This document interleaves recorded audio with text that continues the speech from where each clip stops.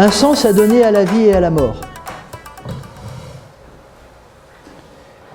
Enfin, toutes ces médecines traditionnelles ont en commun un sens à donner à la vie et à la mort, c'est-à-dire que la mort, dans ces médecines,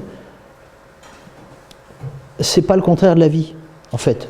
C'est le contraire de la naissance. Mais un jour, c'est un jour et une nuit. Rien dans la nature est en demi-cercle. Donc, il y a dans ces médecines une vision, une compréhension, une approche de la mort, du phénomène de la mort, du processus. Et effectivement, si on vient au monde de mauvaise façon, c'est pour toute la vie des fois, mais si on retourne au monde de mauvaise façon, ça peut être pour toute la mort. Donc, il y a un accompagnement de la naissance à la mort qui est en charge pour le praticien. Puis dans les médecines anciennes, le Wuyi, le médecin sorcier, en fait, il n'y avait pas la séparation médecin-prêtre.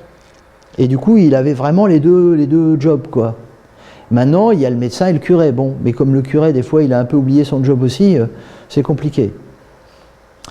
Mais toujours est-il que nous, on a forcément, parce que de votre vivant, quand vous commencez à être dans la deuxième moitié de votre existence, votre subconscient, il commence à mouliner quand même. Et plus on approche du soir, plus on se dit attends, quand je me couche, qu'est-ce qui se passe quand même? Enfin, vous voyez ce que. Et quand vous avez une maladie grave, tout ça, on vous annonce un truc où quelque part il y a un peu l'heure qui. On commence à vous dire ça y est, il y a un compte à rebours. Parce qu'on est tous en compte à rebours, on ne le sait pas, donc on s'en fout.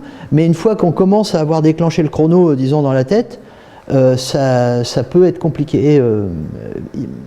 Ça peut rendre compliqué le laps de temps qui nous sépare du grand sommeil.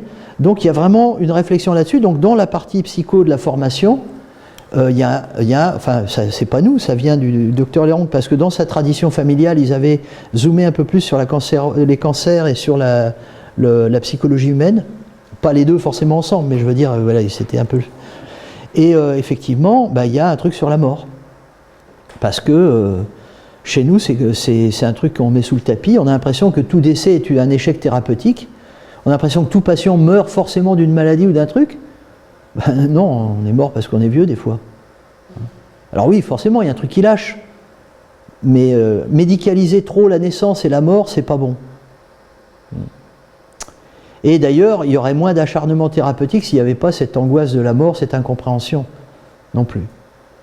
Parce que c'est pas sympa pour ceux qui sont sur le départ, justement, sur le retour. Enfin. Bref, les ethnomédecines, donc, ont tout ça en commun. Et vous voyez qu'à travers cette petite vision, là, cette petite présentation, déjà, on voit que la médecine conventionnelle moderne, enfin, la médecine occidentale, ne fait pas forcément partie de ça. Quand on dit ethnomédecine, ça aurait été celle d'Hippocrate.